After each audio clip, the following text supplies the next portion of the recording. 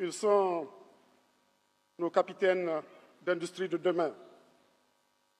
Ils sont ces consommateurs de la classe moyenne, cette classe moyenne qui favorise stabilité politique et croissance économique, cette classe moyenne qui, selon le principe du partage, selon l'extrême et moyenne raison, doit représenter 62% de la population contre seulement 34% aujourd'hui.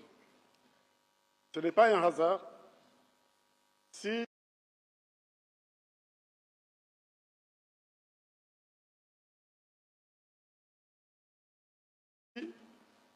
dans la deuxième phase des négociations, un protocole spécial leur a été dédié, eux et les femmes. L'agenda 2063 est le leur. La zone de libre-échange continentale africaine est leur projet. Ils doivent se l'approprier, en faire, je dirais, leur bréviaire, le mât d'Ulysse, auquel ils doivent s'attacher pour ne pas, par ailleurs, céder au chant de sirène des organisations terroristes et criminelles qui les considèrent comme leur réservoir de recrutement. Excellences, Monsieur le Président du Conseil, Mesdames et Messieurs, un levier, pour être efficace, a besoin d'un point d'appui. Nous en avons heureusement un, nos ressources naturelles, agricoles, minières, énergétiques. Le potentiel de ces ressources est énorme, au point qu'on parle, dans certains cas, de scandale géologique.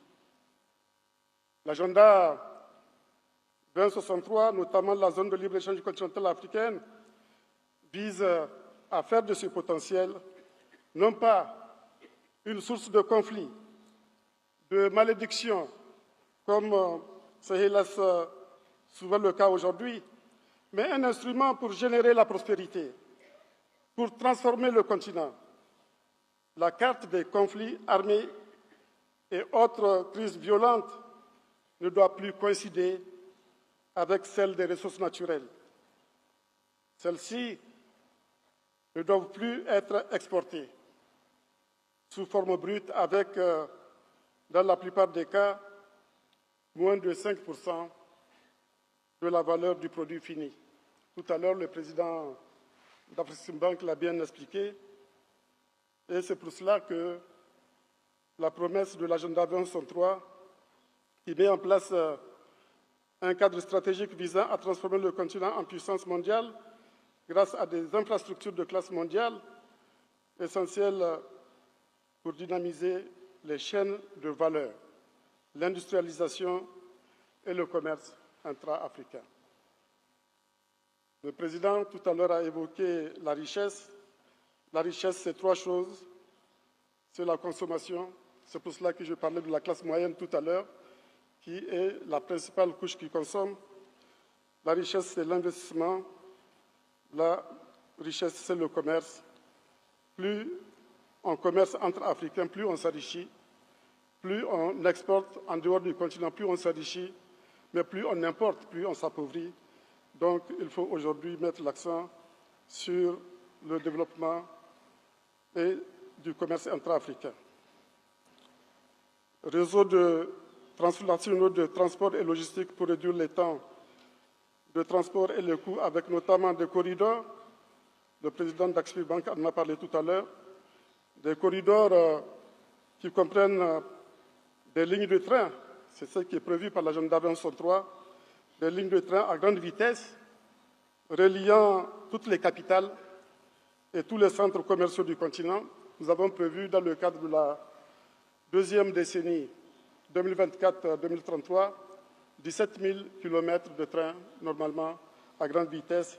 Et pour la troisième décennie 2034-2043, on sera normalement à 50 000 km, si tout va bien, de trains à grande vitesse. Donc toujours les corridors, il faut les équiper également d'infrastructures routières, comme cela a été dit, d'infrastructures aéroportuaires, portuaires, énergétiques, comme le barrage d'Enga, qui est prévu être construit dans l'agenda 2063, des infrastructures numériques, commerciales pour les marchandises et les services, et la possibilité pour les Africains de circuler librement.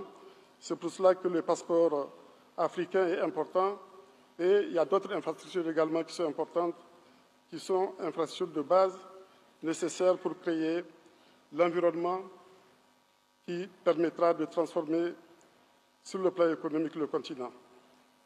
L'éducation, l'instruction, la formation des jeunes, comme je l'ai dit, et la mise en place de toutes les infrastructures dont je viens de parler, ainsi que la création, par exemple, on en a parlé, des zones économiques spéciales, à l'image de celles qui existent ici au Togo. Tout cela doit permettre d'améliorer l'environnement global des affaires et attirer les investissements. Et c'est sur ces bases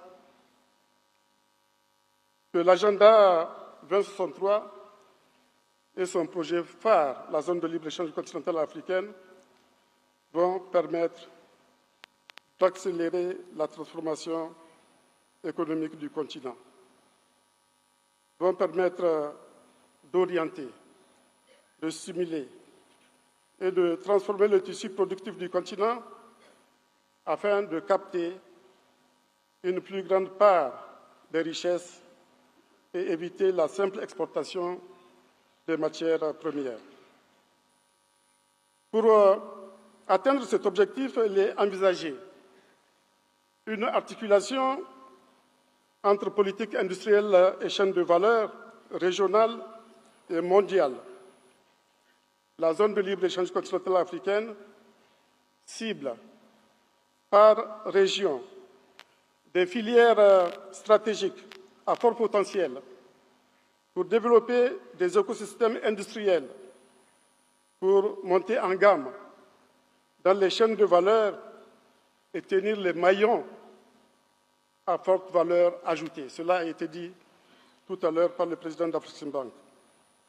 Ainsi, en est-il du cacao, dont l'Afrique assure 70% de la production mondiale et dont la chaîne de valeur mondiale génère plus de 100 milliards de dollars, dont 5%, je dis bien 5% à peine, sont retenus sur le continent.